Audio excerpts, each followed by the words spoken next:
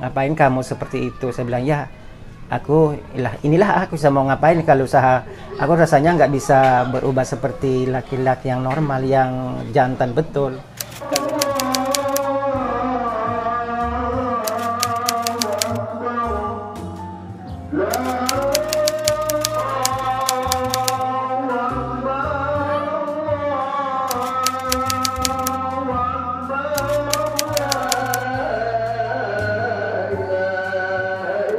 Wuring, sebuah kampung bajo di Maumere, Kabupaten Sika, Nusa Tenggara Timur.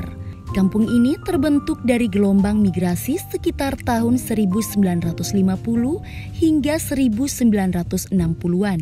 Kami menemui Mona, seorang transpuan yang akan membagi perjalanan hidupnya. Nama saya sejak lahir yang diberikan oleh kedua orang tua itu, nama saya itu Atong. Setelah saya bergabung di Perwakos, Persatuan Wali Kota Surabaya, nama saya waktu itu diberi nama oleh Ketua Perwakos Surabaya, yaitu Mona. Dan pekerjaan sehari-hari pada saat ini yaitu sebagai jualan bakso. Saya asal suku Bajo, yang memang Bajo asli yang betul-betul dari Sulawesi yang mutasi ke Wuring. Pada tahun 1965 kami mutasi ke Wuring, evakuasi ke Wuring. 36 PKI saya sudah ada di sini. Saya jualan bakso ini sudah tahun kelima. Nama warung bakso itu Bakso Ikan Haji Mona. Dari SMP saya sudah merasa diri berbeda dari mereka, karena mungkin perilaku saya tuh kebanyakan cenderung tuh geraknya tuh ke perempuan, tidak seperti ke laki-laki. Karena saya juga dalam permainan di sekolah maupun di sekolah tuh saya tuh banyak bergabung dengan teman-teman cewek, teman-teman perempuan.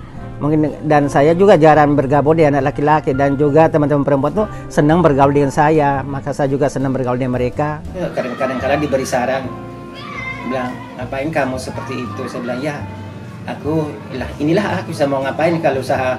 Aku rasanya nggak bisa berubah seperti laki-laki yang normal, yang jantan betul. Kalau memang perilaku aku seperti ini, aku hadapi aja seperti ini perilaku saya, yang gerak-gerik saya yang ibaratnya seperti wanita apa. Pada tahun 79 itu aku sudah seperti itu. Jadi kalau untuk waktu perlakuan yang lebih sangat menyakitkan hati waktu saya duduk di SMEA. Itu pun wakil direktur yang sangat istilahnya sangat benci dengan perilaku saya waktu itu. Kadang-kala saya itu menghadap ke ruang kepala sekolah, kadang-kala aku mau disiram dengan air hangat, kadang-kala aku mau dipukuli dengan rotan, kadang-kala suruh teman-teman yang laki-laki zaman betul selalu aku dihajar, hanya ditinju supaya aku, karena wakil direktur punya mau supaya aku tuh geraknya seperti laki-laki normal, seperti teman-teman yang bukan seperti saya.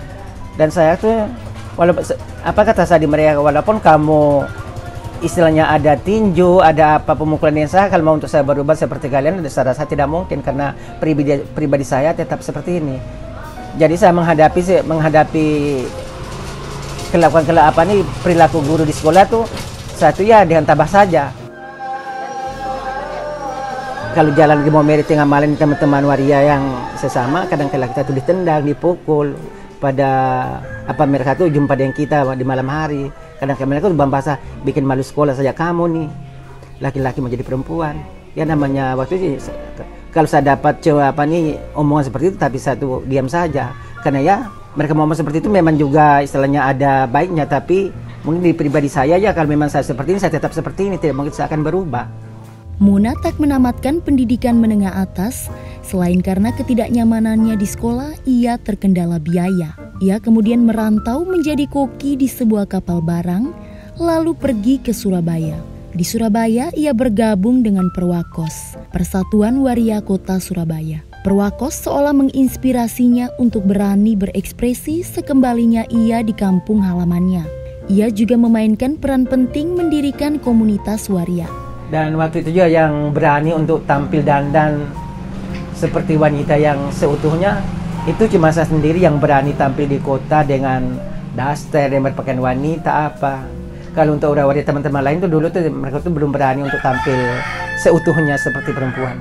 Hanya waktu itu saya yang paling berani di Momere sini untuk tampil dandan seperti wanita. Melati Putih tahun 80-an sudah ada. Karena waktu itu saya sendiri yang kita duduk kumpul bersama sama teman-teman. Bagaimana kalau kita di Wuring sini kita bentuk satu nama? Lebih baik kita istilahnya kita mengambil nama bunga saja, satu nama bunga.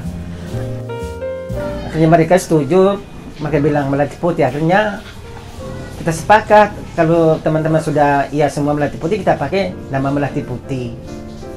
Jadi itu inisiatif dari saya dan akhirnya teman-teman semua juga yang kemauan. Kita tuh kalau ada macam kegiatan, ada pesta, kita juga sering diundang ke sidahan. Kalau di pesta-pesta pengantin di Wuring, kita Melati Putih selalu tampil kalau untuk ngisi-ngisi acara kesidahan. Kalau di Wuring sini kalau ada pesta kan ada acara kesidahan sebelum acara santap malam.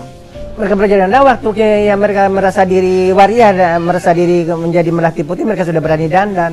Karena yang mereka sering lihat saya yang dulu awal yang pertama yang sering dandan menor apa, akhirnya mereka sering ikut-ikut. Oh itu si Aton juga bisa dandan, kita dandan seperti dia. Akhirnya mereka berani dandan sendiri. Walaupun ada stigma dari orang tua mereka, ada penilaian dari orang tua, mereka juga tetap buat seperti itu. Melati Putih menggeliat hingga akhirnya sebuah lembaga merangkul para waria. Lembaga itu adalah Yayasan Cinta Kehidupan. Melalui sebuah program khusus untuk mengatasi HIV/AIDS, para waria ini juga didorong untuk membuat komunitas tingkat kabupaten dan lahirlah Perwakas. Jadi sebelumnya Perwakas kami sudah dibentuk ada Melati Putih di sini. Karena ada satu yayasan yaitu YCK, Yayasan Cinta Kehidupan yang peduli dengan kelompok-kelompok waria seperti PSK, seperti anak jalanan. Jadi kami dirangkul supaya istilahnya tidak ada tertularnya HIV/AIDS. Kami diberi pengetahuan, diberi pelatihan, diundang ikut pelatihan. Akhirnya kami mengenal tentang masalah-masalah kondom, masalah masalah pencegahan HIV/AIDS. Dan kami beranggotakan 28 orang kalau nggak salah waktu itu. Akhirnya mereka merangkul kami. Akhirnya kami dari yang Momere maupun dari Wuring kami membentuk satu kelompok, satu organisasi yaitu Perwakas. Peresmian Perwakas waktu itu tanggal 28 Desember 1998 yang diketuai oleh saya sendiri waktu itu. Komunitas waria ini kemudian membaur dengan komunitas waria yang ada di luar daerah.